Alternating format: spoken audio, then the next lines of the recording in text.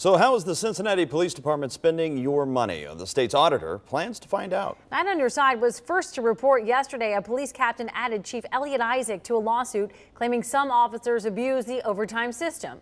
Late today, the department disputed that with their own numbers. That's right. 9 on Your Side's Ashley Zilka tells us more about the controversy and gives us a new perspective on how police officers track their overtime. Ashley?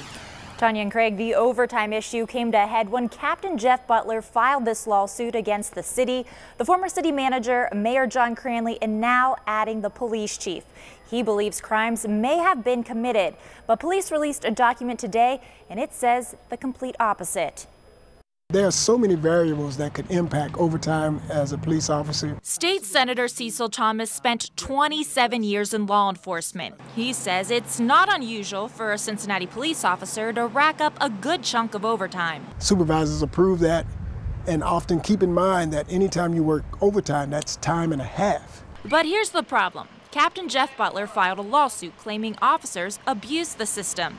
He specifically pointed out 3 District 5 officers that each made more than $80,000 in overtime last year. One of Butler's jobs was to examine overtime spending, and he found lots of problems. Randy Freking is one of his attorneys. He's alleging that over a course of time, some of the officers have misused the overtime system. And if you're getting paid and you're not working, that could be characterized as theft in office. CPD disputed Butler's overtime numbers. The department says each of the officers made less than the lawsuit claims.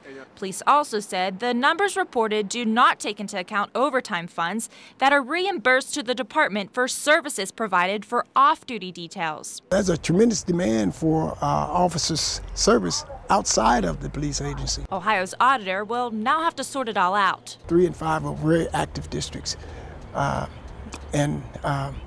So when they audit, they will see that, well, you know, more than likely all of that overtime was legitimate in the course of a day's work. In a statement, Chief Elliot Isaac says he, quote, welcomes this transparent review.